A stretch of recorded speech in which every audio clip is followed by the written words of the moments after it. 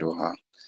Inshallah, if we are just joining for the first time, this is Alcohol Safir series that happens every month as a form of sensitization, education, and also, to get us aware as regards to some of the happenings around the cooperative world. So the session happens, monthly, and inshallah, you would also see more of, what we do at Alcor and also with the surface series as well too. The next thing is just to quickly hear a brief as regards to what we do at Alcor and what Alcor is all about, and that will be done by Master P. Please, let's have you. Assalamu alaikum to barakatuh. Wa Uh, alaikum salam wa rahmatullahi. Once again, use this moment to welcome everyone to the Safir series. Uh, I would really want to use this moment to also introduce us all to something that we at Alcohol believe would really benefit cooperatives. It's called Alcohol. In today's world, we know that many cooperatives they face challenges with managing their operations. Things like loan tracking, savings records, user management, and accounting. Some of these processes are often done across multiple tools, spreadsheets, MS Words, and some even manually by on papers. So, and things can get really messy when you use manual process and multiple tools. It's time consuming and it's prone to errors. So that is where alcohol is coming in. So it is designed to solve this problem. So it's like an all-in-one platform that bring all of these activities together, from loan management to savings to accounting, member management, and more into one simple, easy to use system.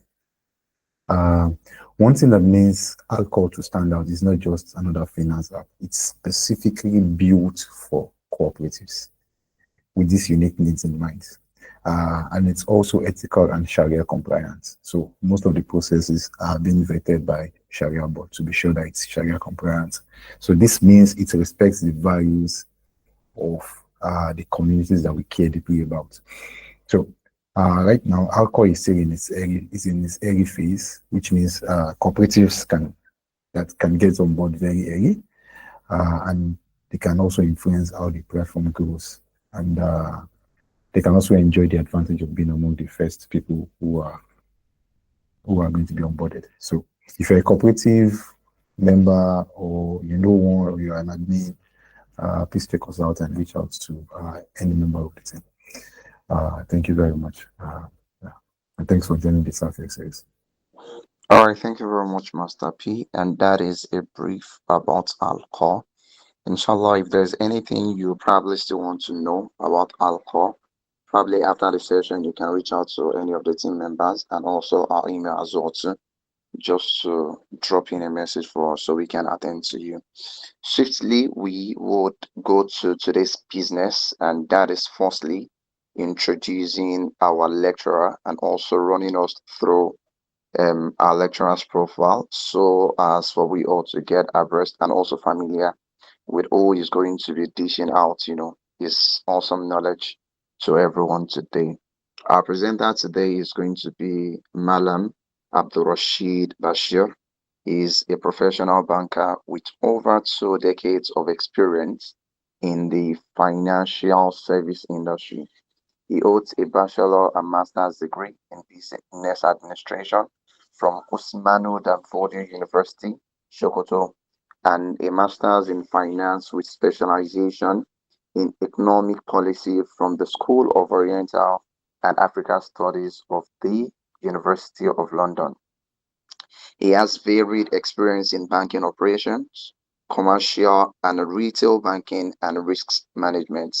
He has attended over 2 dozens of training programs and workshops organized by local and globally accredited and affiliated professional training bodies. He is a fellow of the Chartered Risk Management Institute of Nigeria and a certified Islamic specialist in risk management issued by the General Council of Islamic Banks and Financial Institutions, CBAFI. Is also an alumnus of the Lagos Business School of Pan Atlantic University, Nigeria, and currently is the acting chief risk officer of Jais Bank PLC.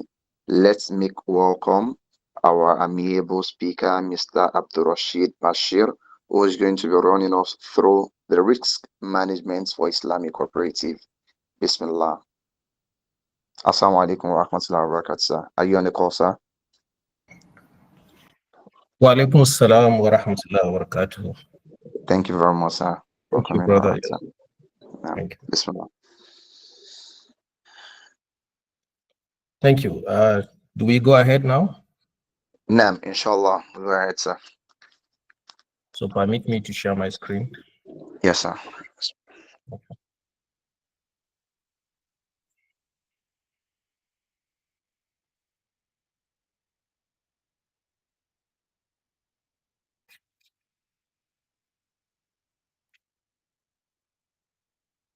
So I don't know if you can see my screen.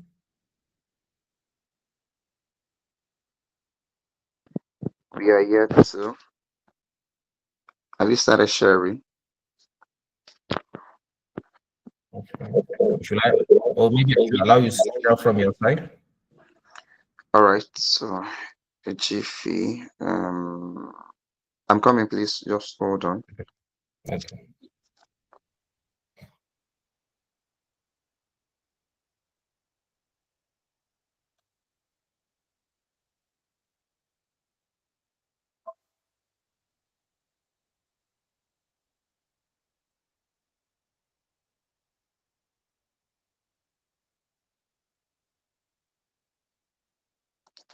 Rap, could just. Sir, please. We are very sorry. I think we are going to get onto that shortly. Okay.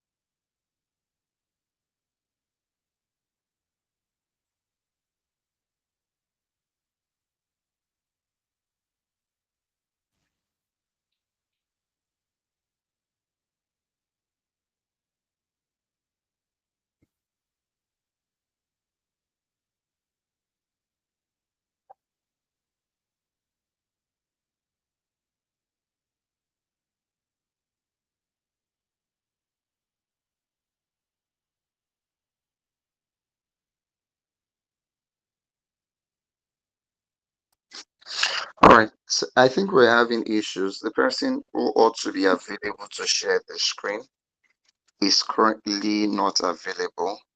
I don't know. What's the issue from your end, sir? Okay, let me try again. Okay, you can go to the share screen button and arrow pointing up. Can you see that? No, I can't. So you would click on, you see something like three dots beside the icon that has okay. Mr. Abdulkarim, Okay. okay. Okay. Okay, it's Thank changing you. now. Thank you. All right. Is it okay now? Yeah, sure, very well, very well. It is. Okay. We can see now. Thank you. Okay. Okay. أعوذ بالله من الشيطان الرجيم. بسم الله الرحمن الرحيم. والصلاة والسلام على رسول الله. Thank you, brothers and sisters, for joining our topic for today, our program for today, risk management for Islamic cooperatives. As introduced, my name is Abdul Rashid Bashir. So I will take you through the outline or the overview, general overview of the program schedule. We'll start with an overview of Islamic cooperatives, the purpose and core values, core principles of Islamic cooperatives, the conceptual and historical roots of risk management, the processes of risk management,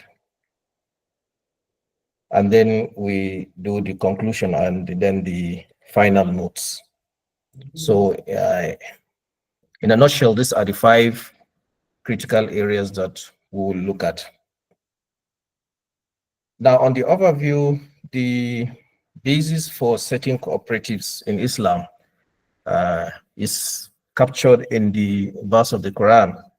تعاونوا على البر والتقوى ولا تعاونوا على الإثم والعدوان. That is, cooperate in piety and goodness, but do not cooperate in sin and aggression. And fear Allah, indeed Allah is severe in retribution. So this verse speaks to organizing anything that is good for the good of the society, that has at its core fear of Allah and avoiding sin and aggression in the land. Now, the other chapter of the Quran also that speaks to setting off or coming together as a community to do good and forbid what is wrong is captured by وَلْتَكُمْ مِنْكُمْ أُمَّةً يَدْعُونَ إِلَى الْخَيْرِ وَيَأْمُرُونَ بِالْمَعْرُوفِ وَيَنْهَوْنَ عَنِ الْمُنْكَرِ وَأُولَٰئِكَ هُمُ الْمُفْلِحُونَ.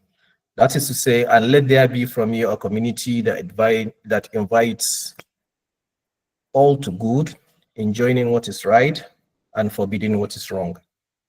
And it is those who are successful. So people who come together, whether as a community, whether as a small group within an organization or within a larger country, for the promotion of good, enjoining what is right and forbidding what is wrong, are successful in the eyes of Allah. So setting up a cooperative has a lot of reward. There is a lot of reward in helping build a community. Now, Islamic cooperatives are defined as member-owned organizations that operate based strictly on Islamic principles of mutual assistance, ethical finance, and Sharia compliance. So these are the 3 concepts that define Islamic cooperatives. There should be mutual assistance. The finances should be ethically based. That is to say, they should be done in compliance with the rules and regulations of Sharia law. That's Sharia Sir, compliance. sir, are you Yes. sharing? Are you sharing the slide already? Like, are you moving your slides? Yeah, I'm What still we on can see overview. is just okay. We cannot see overview. What we can see is risk management for Islamic cooperative. So just click on it. Like, click on it. Have a click on it. Can you see the overview now? No, we can't. Can you press, let's say, next, the arrow on your screen? Sorry, on your system, like the This next. this is the outline. No, we can't see. We can't see. I think there is. Okay, just hold on. Hold on, sir. Another person will share from our end here. Rab Okay, so Kudus, please are you stop on the call? sharing. Yeah, sure. Rab Okay. Kudus, are you on the call? Rab Kudus, are you there? Yes, yes. My All screen right, is so coming. please go ahead. Thank you. All right, we are sorry, sir. We are sorry, everyone, for that delay. So I just realized that people are not seeing the screen now. Oh, okay. So that's it. All right. All right, thank you. So you can instruct him on what to do, sir. Okay, so this is where I was before. You're going back again. Okay.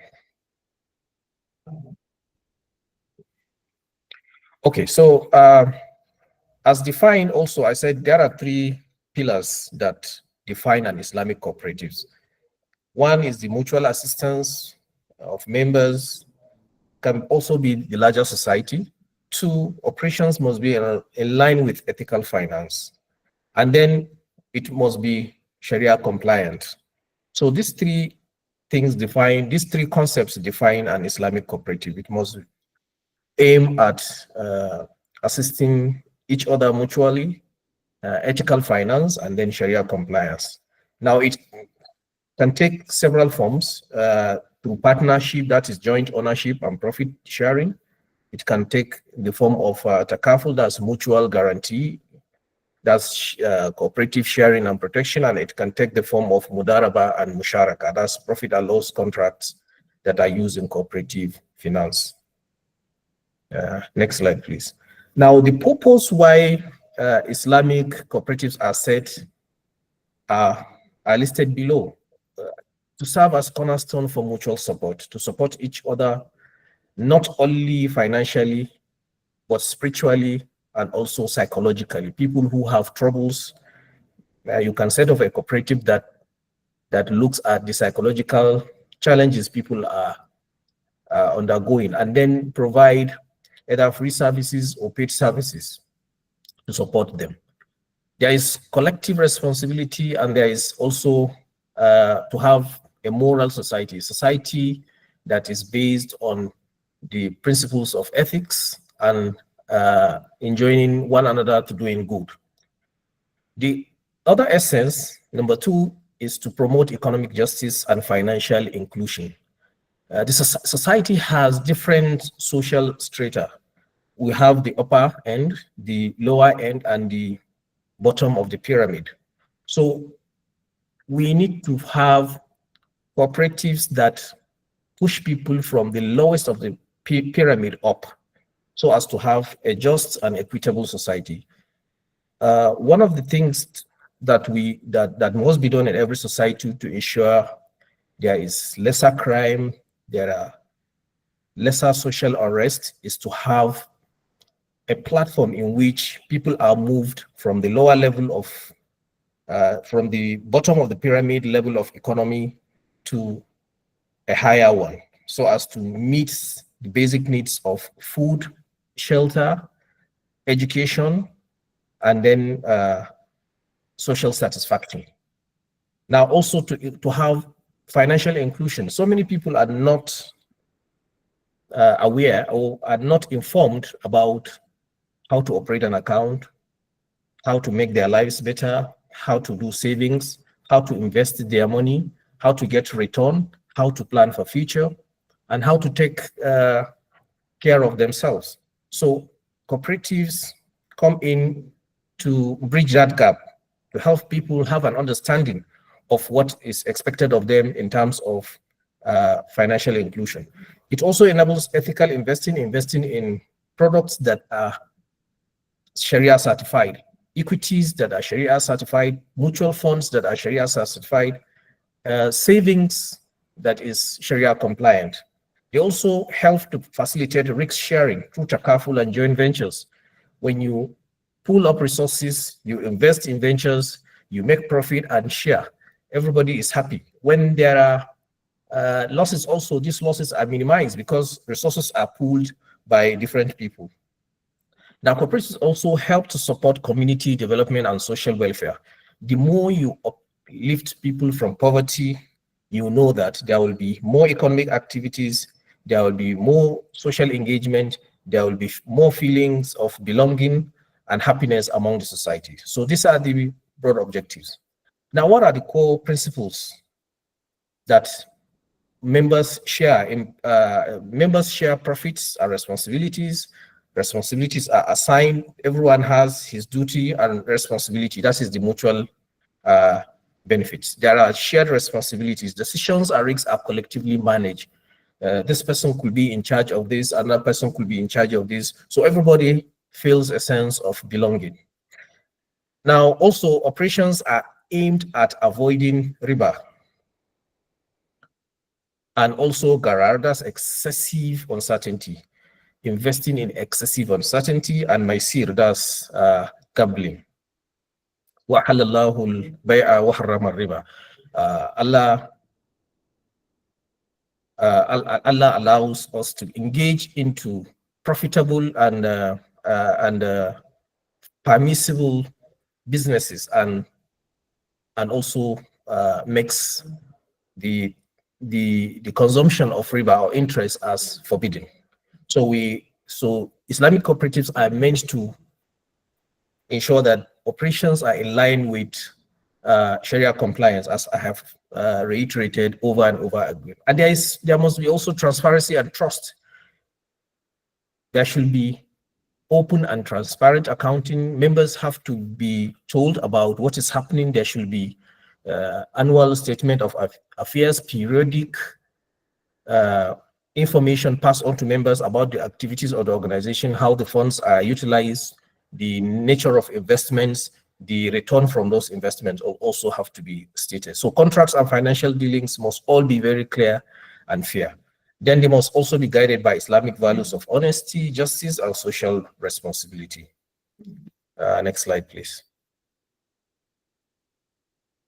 Now, there are differences between Islamic and conventional cooperatives. We have explained what Islamic cooperatives are. So the differences are actually in the Sharia compliance. That's number one. The financial model of Islamic finance is they have to be Sharia compliant. Instead of taking overdrafts, like you enjoy, like conventional commercial banks do, overdraft where interest is capitalized over interest. Sharia Islamic cooperatives or Islamic finance is strictly based on murabaha, ijara, istisna, and so on and so forth investing. Salam, bay muajjal, and all other Islamic financial products. So the Islamic model tries to avoid riba completely, and to ensure that it's a partnership of sharing profit and loss. Then the risk management approach is through takaful, through musharaka, and through mudaraba. That's to say, cross guarantees. Instead of taking insurance or maybe equities or debt-based instruments. Now, there is also the governance structure. Conventional institutions have secular conventional structures.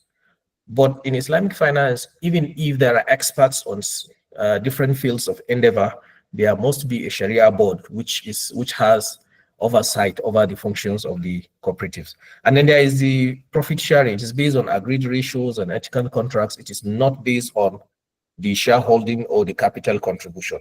People could be invited into board based on their knowledge, their skills, and what they can contribute. And that can also be incorporated as part of the sharing ratios.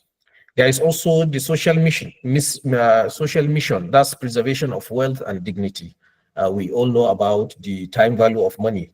So Islamic cooperatives ensure that there is using the Sharia and Maqasid Sharia, that the wealth of members is preserved, their dignity is also protected.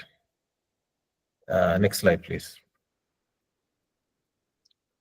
Now, we need to understand this training is, this seminar or workshop is about two concepts: Islamic cooperatives and risk management.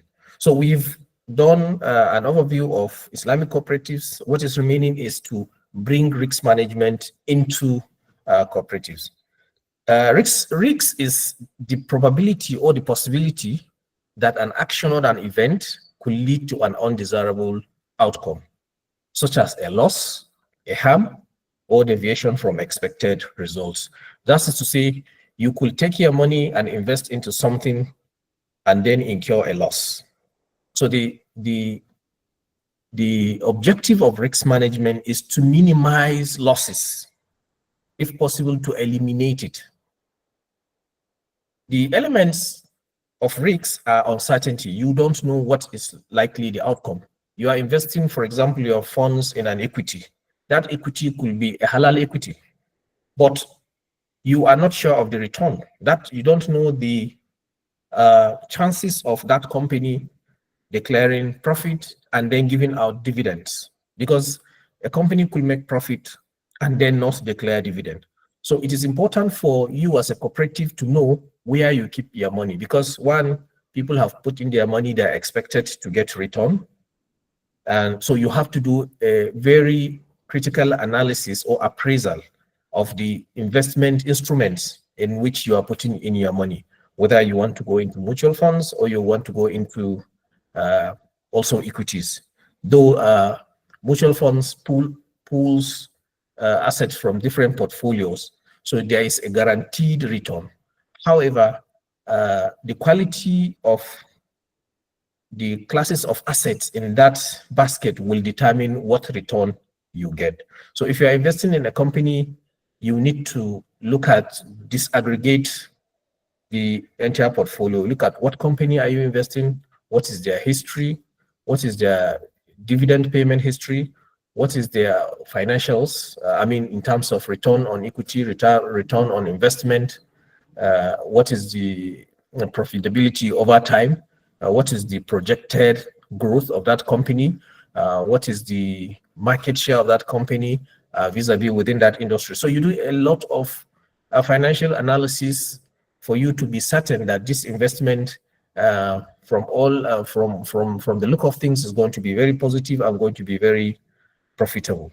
Now, as we said, the reason why there is risk is because there is exposure. You are taking your money out to someone, into a business, or into a sharing model with someone. So you are exposed.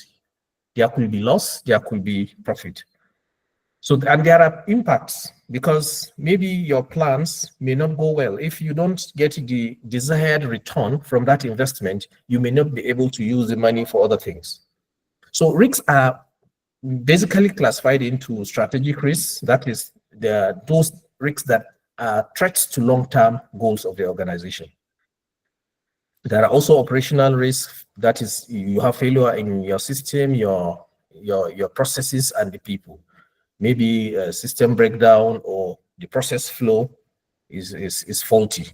There could be also losses from marketed investments. When there is a challenge, the macroeconomic challenge in the country, it could drag down equity prices. If you are investing in the money market, there could be also such losses. So, or maybe you may not be able to meet the desired return. There are compliance risks, because as cooperatives, we are regulated. There are regulatory bodies. There are tax agencies. There are other regulatory agencies. There are laws, operating laws. You can't take your money into a country that is considered as high risk, even if the return is high. So those restrictions, you have to comply to be sure that you are within the expected operating cycle. Then there is reputational risk. This is very, very, very critical for Islamic cooperatives. To say that there are reported incidents of fraud or others in an Islamic cooperative causes a lot of reputational damage. So you have to be careful as to the selection of who oversees what, especially in the management of funds and resources. There could be cyber attacks. Cyber risk is there. So because today we face threats from several angles, especially because we rely on technology to do most of our things. So we have to be sure that we fortify our system. We are able to track any vulnerability or any risks that could occur through our digital platforms. Next slide, please. So there are historical perspectives. This is just, I'll run through this very fast. It's just to show that risk management has been with us for a long time. It started actually from noticing natural disasters. I'm sure we all have heard about the news going around. I mean, the disaster alerts or the likelihood of certain things occurring due to heavy rain. You could have flood, you could have drought.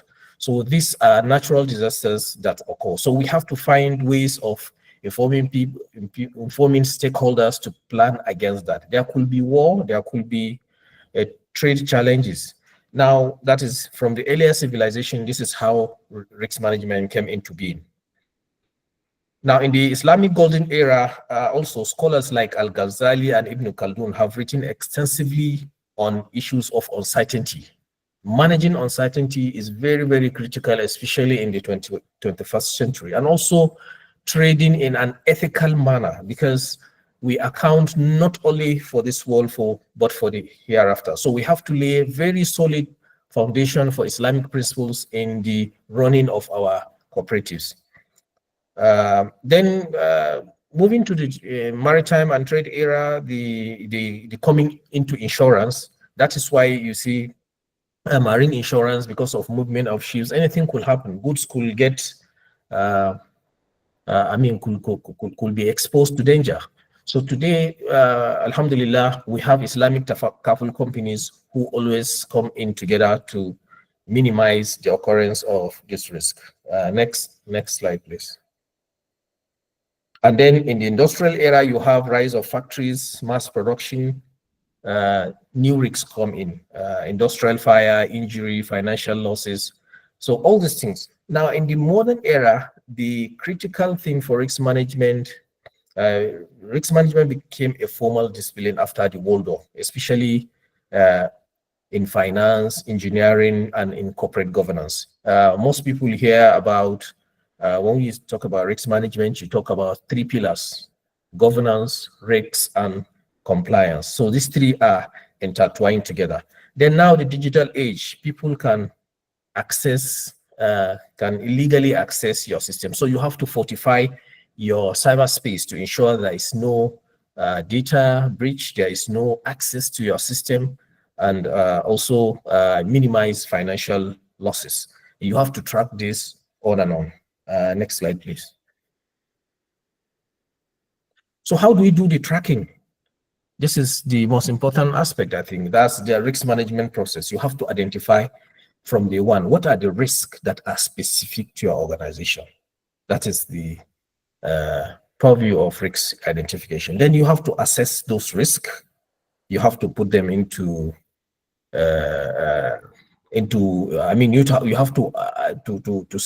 know, quantify them in terms of value, so that you have high risks. You need to have what is called a risk heat map, that is showing what is acceptable, what is not acceptable, and the time period for resolution. You have to do a thorough risk analysis of the things that could go wrong.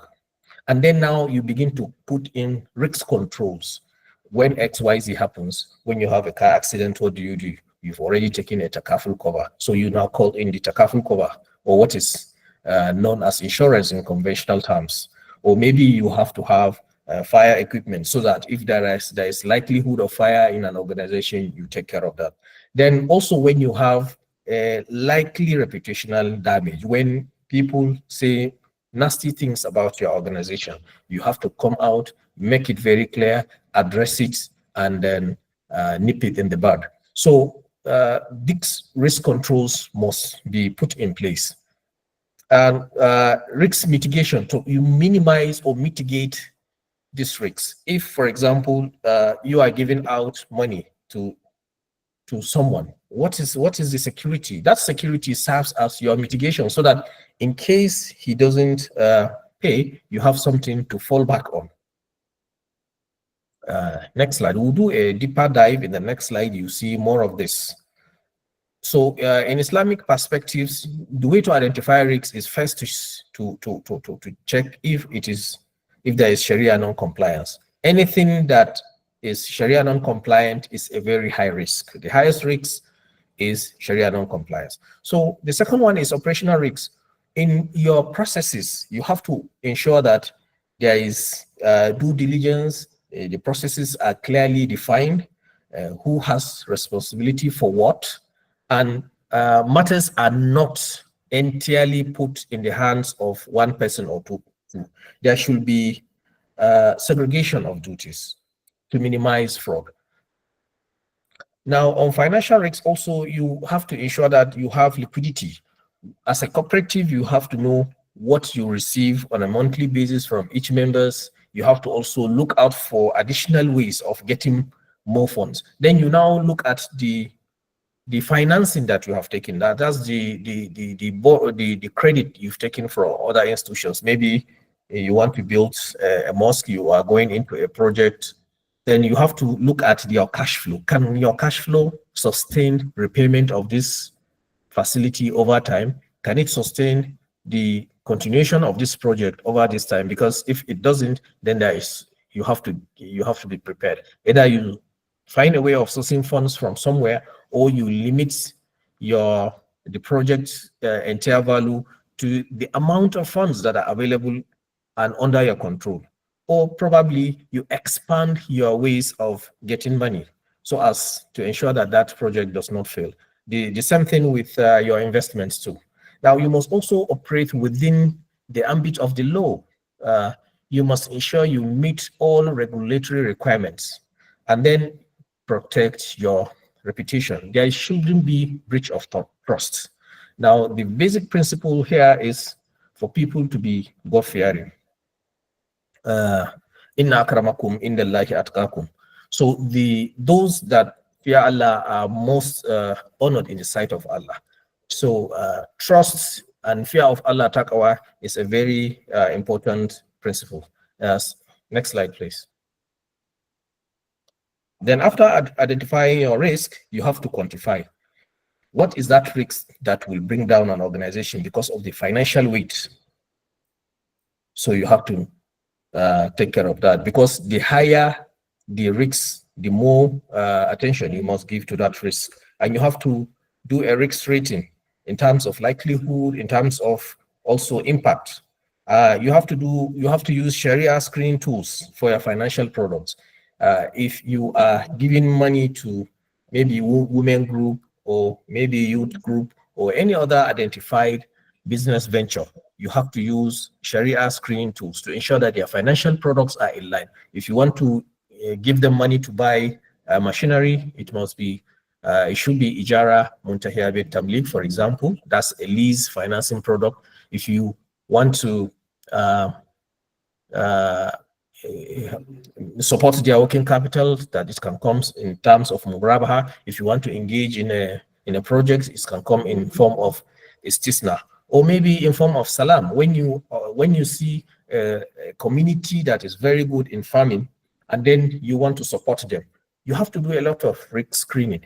You have to check who are these people, what is their history, what is their bylaw? Does their bylaw allow them to engage into seeking finance from you? Then what happens if you are not able to get your money? What is the history of their financial transaction? Do they have the capacity to do this, to repay you over time? And then what are the other risks? What fallback or mitigating instruments do they have in form of maybe takaful in case it fails? Maybe takaful cover against poor crop yield, against certain environmental factors that may be out of their control. Then you have to do a stakeholder analysis and then know your risk appetite. That's to say, you have to know when we say risk appetite, you have to know whether it's high, low, or medium. What I mean by high, low, or medium is, for example, okay, you have 100 million to give out. You have to know, okay, what is the credit rating, or what is the credit appraisal capacity of a cooperative before you give a lot of money. You can say, out of this 100 million, for people who have no collateral and who I have identified as high risk, I will not do an entire portfolio of more than 5 million. And my exposure to every individual member of that group will not be more than 100,000 or 200,000. So please, next slide. So you to mitigate these risks, you have to have internal controls. You have to have governance. We stated earlier about governance. You have to have a Sharia audit team which looks through the transactions to see those that have complied and those that are not compliant with Sharia can be reversed. Then you have to use contracts. We've mentioned that we have to use also takaful scheme for cooperative and also ethical codes and training. So the risk mitigation strategies, we need to also train people, tell them about what is expected of them, the best form of behavior expected so as to minimize risk occurrence. Next slide, please. Now, we also use risk registers and dashboards. This tells us about occurrence. When something happens, it should be a learning point. An organization should have a learning culture so that when something wrong happens, it doesn't repeat itself. Now you isolate the features, the characteristics of that event or that occurrence so that you ensure it doesn't happen. You learn from it. If it happens because of breach of controls, you correct that. If the fraud incident probably happened maybe because of weak controls, weak internal controls, or weak cyber security controls, you correct them and put them in place. That is why you need to have a risk register and dashboard. Now, dashboard tells you if you have certain expectations, you are meeting them. For example, we aim to raise this on a monthly basis. So the dashboard is the 360 view of what you are doing. You can see the number of membership you are harvesting month on month. You can see the number of funds you are getting month on month, the utilization, the investments you are doing, the return you are getting. Maybe you are hitting a quarter and you are not yet there in terms of projected growth in profitability, projected growth in membership, projected growth in financing assets. So you have to keep track of these things, and the dashboard gives you a 360 view of what you are doing as an organization and whether you are in line with the identified or agreed risk appetite or not. The same thing with key risk indicators. They show you the value you place on every risk. You have to, as we stated earlier, regular Sharia audits and compliance. You have to also get feedback from members so that you nip in the bud any grievance. You have to have a grievance mechanism that addresses the concern of members. You have to have an Islamic ethics in terms of crisis resolution. Trouble always happens in every situation, in every union of 2 or 3 people, there will be problems. So you have to have a mechanism of resolving crisis, of resolution. Then you have to put in place a contingency plan and a disaster recovery. Things do happen. What if there is fire accident that has gutted the machines of the factory you are running? Maybe you have a grinding machine. You have a set of grinding machines that you are using to expand your income sources, and there is fire. What do? You fall back into a takaful. Okay, when you also are raising money for certain projects and you didn't meet up, in case the cooperative needs money urgently, or in case the cooperative is operating below the expected regulatory thresholds, what do you do? So you have to put in place contingency funding plans. Who are the identified key people in the society that can come in? Is there any government intervention that you can secure? Each time, maybe from time to time within a year, you have to test the efficacy of these contingency funding plans to see, even if nothing happens, you need to test them to be sure that when you get into trouble, these people will come your way. Then you have to continuously create risk awareness, ensure Sharia compliance. I keep repeating this over and over and over, and do simulations. What if XYZ happens? What do we do? What is the likely impact, and how do we mitigate against occurrence? The next slide, we're almost coming to an end. So the key risk takeaway here is that Islamic cooperative is not merely a technical discipline. It is a sacred trust. This is an amana. You are given a trust. So we must balance whatever strategic foresight we have with Sharia integrity. And effective risk management protects not just the assets, but human dignity, community welfare, and spiritual accountability. These three pillars are really very key. Now, we can use tools like Takaful, Sharia audits, ethical governance. They are not only safeguards, they are expressions of Maqasid al-Sharia. That is the higher objectives of Islamic law. Now, what is your role as a member of a cooperative? Or you are to be a guardian of trust. You are to build systems that are resilient, they are transparent and just. And you should lead with tawakkul. You should lead with tawakkul and tadabbur. That is, you should have trust in Allah and you should have deep reflection. And then finally, the last slide.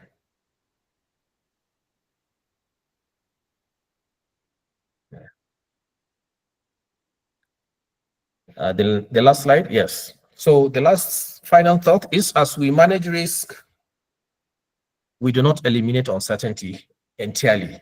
We embrace it. There is no, they say no gain, no pain. So you have to manage risk, analyze risk. So we embrace it with wisdom, with ethics and faith. That's the essence of Islamic resilience. Thank you very much. Jazakumullah bi khair. Barakallahu fikum. Naam, Jazakumullah khairan, sir. That was indeed a very scintillating one. We pray that Allah subhanahu wa ta'ala in his infinite mercy continue to increase you in wisdom, knowledge, and understanding as well too. Jazakumullah khairan for running us through that beautiful session. I hope that everyone on the call gets to learn something today. Now, so we'll quickly move on because our session ends, 12 p.m. inshallah. So we'll just quickly take questions and answer if there are any. So if you have questions, you could just signify by raising your hand. So I can pick you. We'll probably not be able to pick everyone, absolutely. So we will just answer the persons in pick. So I can see Khadija Muhammad and Adijat Adigun. And as well, just one more, please. I'll probably not be able to take everyone. So Abdullah Ishallah, Khadija Muhammad, Usman, and also Adijat Adigun. So I'll pick it from Adijat Adigun. Please, can we have you unmute yourself and ask your question? Assalamu alaikum, Mr. Bakr. Wa alaikum assalam wa rahmatullahi wa barakatuh. Jazakumullah khairan for the detailed session. Jazakumullah khairan. May Allah continue to replenish the source. Now, my question is regarding investments, cooperative investments. To me, I feel the best way by which cooperative can have a positive impact is to kind of invest in their members. Now, when you look at most cooperatives now, especially the ones that are for consumers, consumer cooperatives like businessmen and all those traders and all those ones. So now you have businesses that need funds, but most times when you invest in this business, they're kind of high risk investments compared to going to the money market and all those stuff. So my question now is that how do we balance, going into a kind of high risk investment that will be more successful? So how do we balance, investing in members' businesses, which we feel will bring more impact than, going for, short, like low risk investments that may probably not bring that kind of impact that we really want? That's my question. Thank you. All right, thank you very much. Should I take all of the questions or we should just answer them one by one? Let's take everything. So we'll know if there are any repeated questions. So I think the next person, Abdullah, Mr. Abdullah, please. Can we have you? Can we have your question? Can you unmute yourself, Mr. Abdullah? Is Mr. Abdullah okay? Go ahead, sir. Salam alaikum. Wa alaikum salam wa rahmatullahi wa barakatuh. Your question. Sorry, I want to make a contribution. Okay, can you just do that in 30 seconds, sir? Yes, I just want to make a clarification on a point made by the presenter. All right, go ahead, I sir. want to get that clarification before for me to know whether it's in line with what I understand. He said that for the Islamic cooperative, that their return, profit sharing, he said it's not based on shareholding and equity contribution. So I want to confirm whether that is the point he made. Okay, thank you very much, sir. I think clarification will come on that. Just hold on, please. Oh, yes, The last, want to confirm whether that is the point so that, or I go ahead to make my submission because I have a contrary submission with regard to that point. okay, just hold Okay. on, sir. Is going to, okay, do you want to make the clarity, sir? Yeah, maybe he thinks he probably have some other questions, maybe Okay, depending on my response. What I mean is that uh, in the conventional space, voting is largely based on the shareholding structure. The same thing with employment into the board. The large shareholders are either on the board or nominate the board members. But under a Sharia base, even if there are board members, there are separate Sharia councils who use the skills and knowledge of scholars. And their final say about the permissibility of a thing stands. It's not about the return. You can be invited into a board based on your knowledge and skills. Now, we also, when you have money, when the cooperative has money that it wants to invest, maybe it wants to go into a partnership. When you are signing the partnership agreement, you could the the cooperative could be providing 100 million or 100% of funding, but the cooperative does not have the knowledge to do the business, this particular business, and get profit. So you can agree a sharing formula.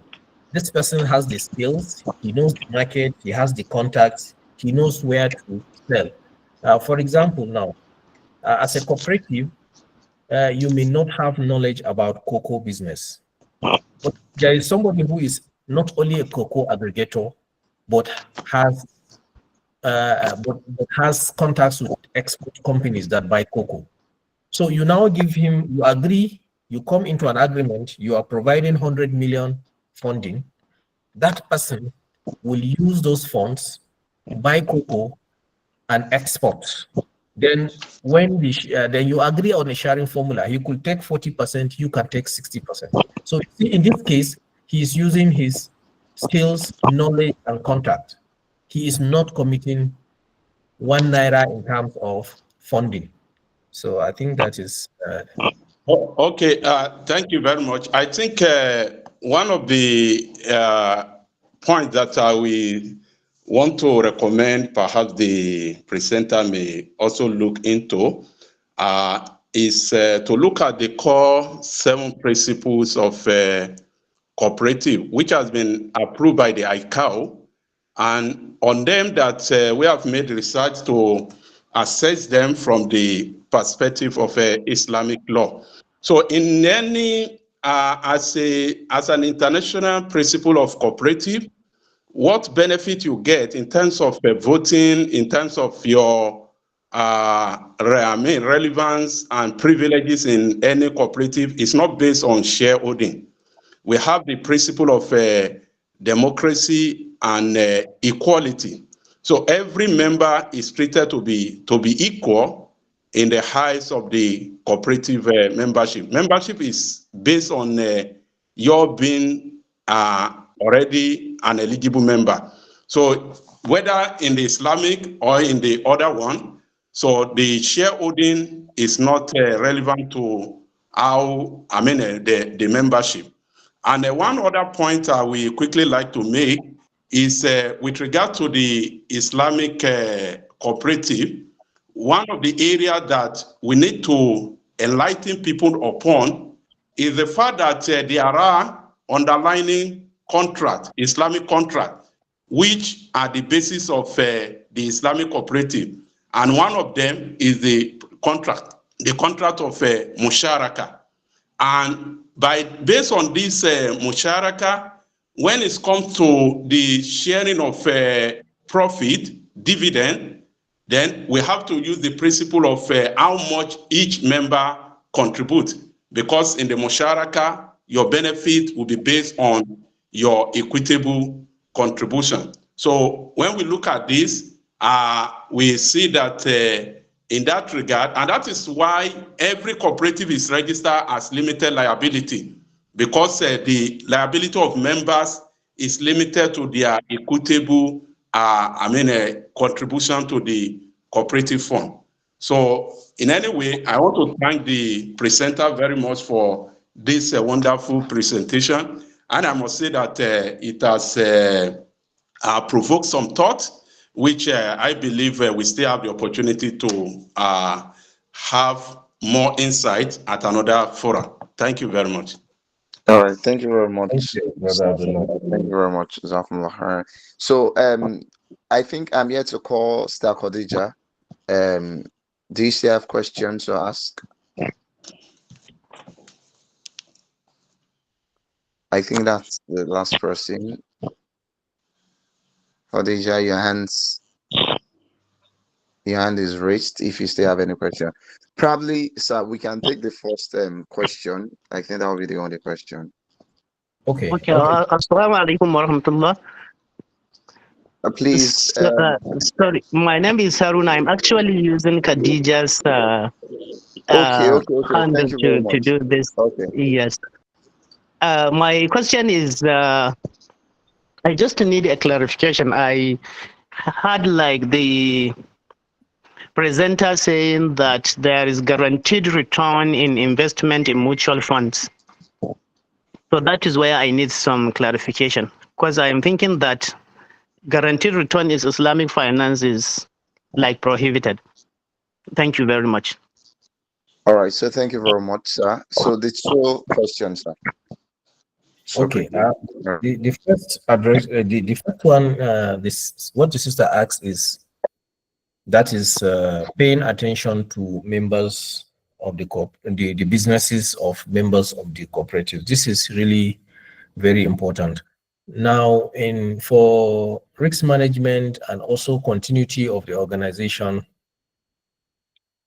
risk profiling also of members is very important, so that we know how do we allocate the resources we have, then the return, because ultimately members expect a return at the end of a certain period.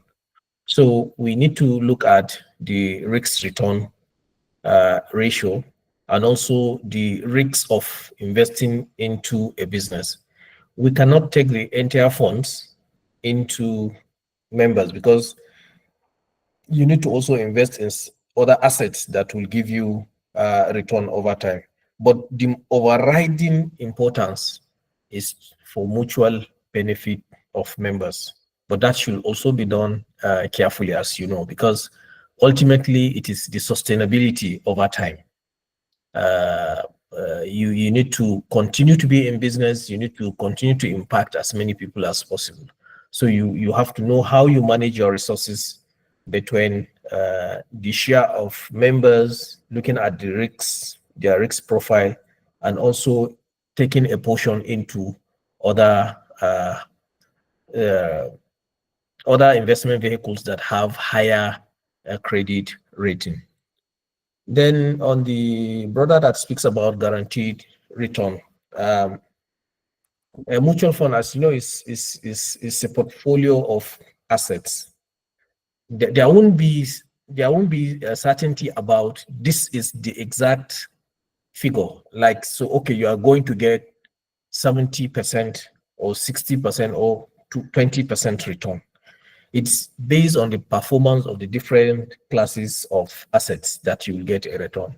So, but if you invest in equities, like for example, you are investing in, say, Dangote Sugar, there is every likelihood that at the end of the year, Dangote Sugar may not uh, give dividend. Maybe it wants to plug back a certain percentage of the profit or entire percentage of the profit. But if you invest in a portfolio, in a structure, in an instrument that has several classes of assets, there is the Dangote Sugar, there is the Unilever, there is Nestle, there are other companies, maybe a Ikeja distribution company, there is Seplat. Now you have the chances of getting return. I mean, these assets are most likely at least 60 to 70% of them will do well and you will get a return. So when I said guaranteed return, I don't mean to say a fixed income, but to say the probability of getting return from assets pooled together is much, much higher than when you're putting your eggs in one basket. So it's just a way of saying, okay, let me spread my risk where I am sure that I will certainly get return, as long as the macroeconomy is within projected behavioral ratios and analysis. Certainly these companies will do well, also based on the historical performance over time. So I don't know if I have clarified your question, Mr. Haruna. All right, so I hope that answers the question, Yes, Mr. thank you very much. All right, thank you very much. So we'll probably not be able to take any further questions again. I could see that some people are raising hands already. We are very sorry. We've come to the end of the session, so we'll also have Mr. P come around again and probably just run us through a brief on what alcohol is all about. Then, if you have further questions, you can reach out to us after the call. If probably you want to make clarifications as regards to what the presenter have said, then you could also reach out to us after the call. All right, Mr. P, Bismillah. Thank you so much, Ajibala. Uh, just once again, thanks. I use this opportunity to thank everyone that joins the call. So this Safir series is organized by ALCO. So what is ALCO itself? We've been talking about cooperatives today, Sharia compliance and all of that. So the role of cooperatives in our community itself is to bring more people together, pool resources, and create opportunities that individual might not be able to achieve alone. But most of the time, the administrative side of cooperatives, things like managing of loans, tracking savings, keeping accounts, managing members, some of these processes becomes a burden. So most of these processes traditionally are handled in spreadsheets, MS Words, Bible and paper, and some of these are due to errors due to occur. Mistakes happens and they are time consuming. So something that is supposed to be empowerment ends up becoming something that is inefficient.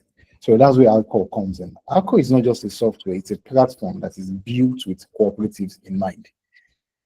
It brings everything into one place: loans, savings, investments, accounting, member management.